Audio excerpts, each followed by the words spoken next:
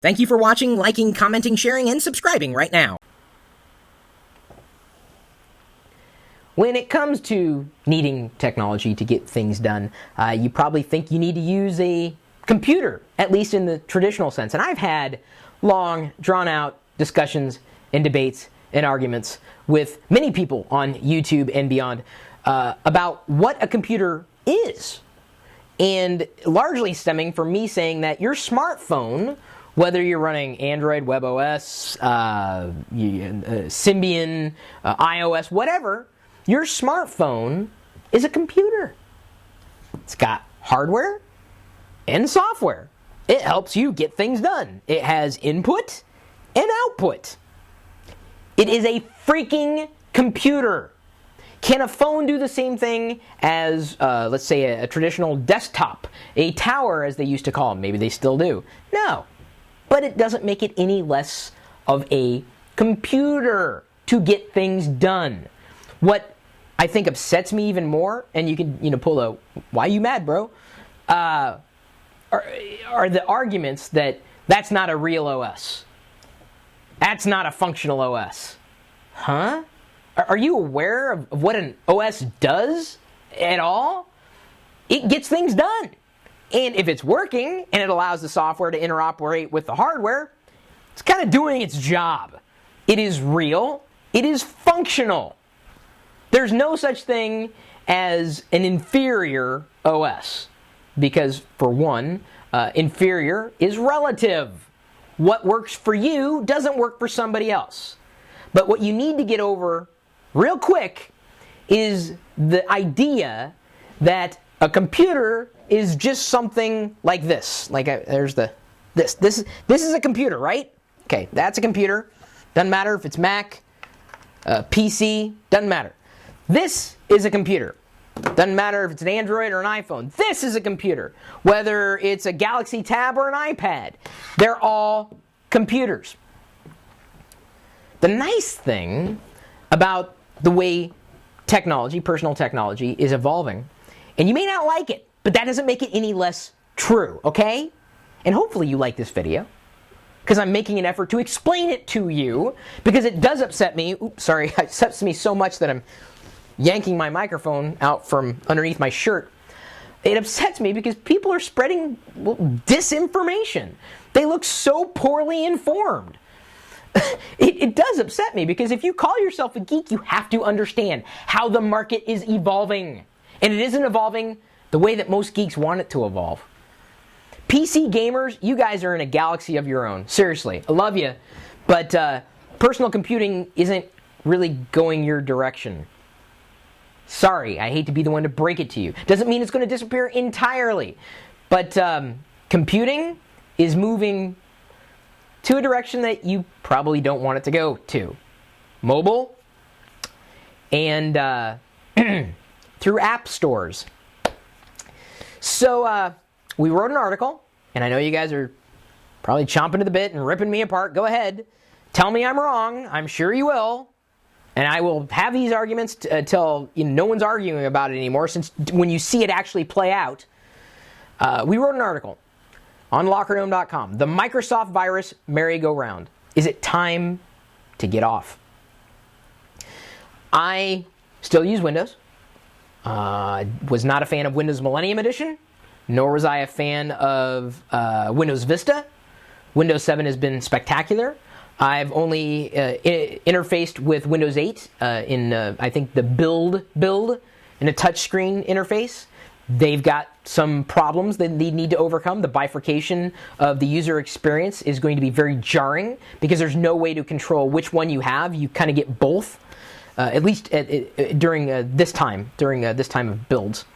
But one thing that Microsoft, hasn't done to this point is guided people to where you can download something and be safe.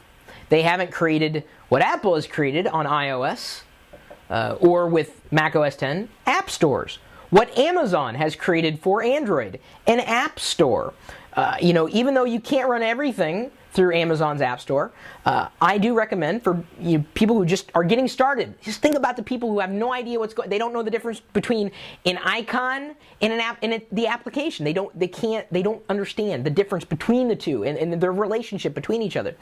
I say if you want to download applications on Android, go through Amazon's App Store because they've vetted things. You're not going to download something from Amazon that's going to effectively install a keylogger on your device. People are sometimes their own worst enemies, and if the software doesn't understand that, people create problems for themselves. Oh yeah, free wallpaper and MP3 downloads, I'll click and install that. Not a problem. You would think that bigger companies would understand this. Companies that are very well known for technology. For instance, CNET and Download.com. It was seen recently that they're bundling malware with an open source download, which is not just bad, it actually violates the licensing agreement of the software. You can't trust your third parties. You really can't. If you're going to have a cleaner experience and you want to stay safe, you can download software. Just do it and let someone else do the scanning or take care of keeping the bad guys out. That doesn't mean that it's the best way to do it. Best is relative. Maybe you want to be able to download malware. Go for it. If you want to download everything on the internet, awesome. You want to install everything, you go. I don't care what you do with your computer. But the future is going to be, whether you like it or not, more of those App Store experiences. You're going to put your trust. Even Microsoft is asking you to put your trust in them when they release a Windows 8 App Store. Microsoft's going to do it. I don't have any empirical evidence. We'll see how it plays out. But I'm guessing that when Microsoft releases Windows 8 in conjunction with an App Store, I'm guessing the amount of malware installs is going to take a nosedive. That's a guess. Can't back that up. Time will prove me right or wrong. I don't worry if I have a non-jailbroken device. This is an official Apple, iPhone, iOS build. I don't worry about downloading something that's going to ruin this phone. Just don't. If I download an application for Mac OS X, I do it through Apple's App Store for free or paid, whatever. Because I know they're kind of protecting me from doing something bad. Can't really do that with Windows right now. You can kind of with Linux, although yes, there are bad things available for you to download and install on Linux too. Don't think you're safe. Going through these app stores is a better experience. Ubuntu's gone a long way in helping people find software for Linux. Nobody's really done that for Windows yet. And some people are thinking, yeah, it's time to get away from Windows, to getting things done, doing anything I might need to do.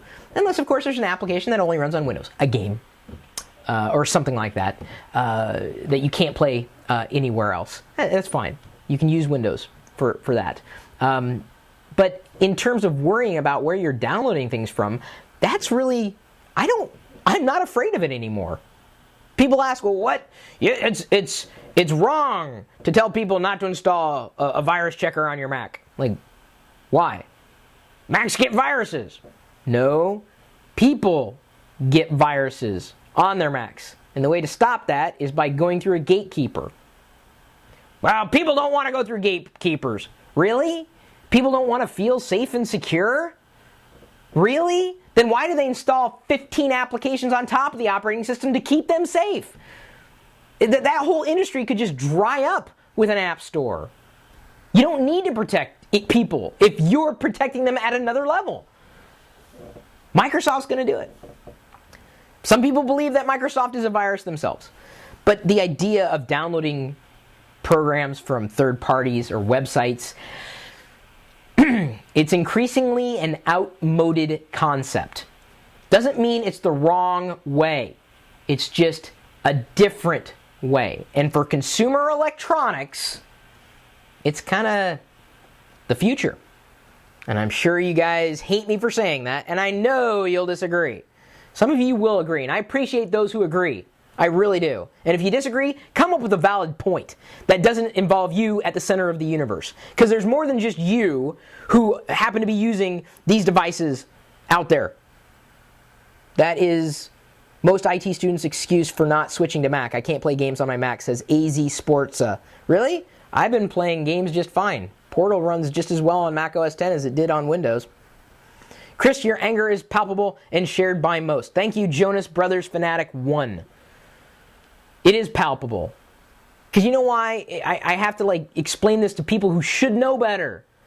iPods 454, are torrents safe and legal? They can be.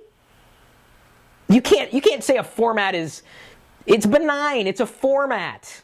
It's a mechanism to get stuff. It's nothing in and of itself. I recently made the switch to Mac from Windows. This isn't about switching, people. Okay? Although this is what the article. If you want to try to save someone from getting off the Windows bandwagon, you need to look at the article because he's ready to jump. If you want to save another person from leaving Windows behind and going mobile, or going to another desktop operating system, even that idea is outmoded. Microsoft's trying to make that leap by blending the experiences of mobile and desktop into one Windows experience. Never once had a problem with Windows, says Muscles Glasses 100. Good for you. I hate to explain this a little further, but other people have. In many cases, they're their own worst enemy, and instead of us having to take the time to protect them or keep them safe from dangers, let them just download through stores, app stores, repositories that are known to only carry safe binaries. Of course, that doesn't protect them from the internet, but that's a completely different video.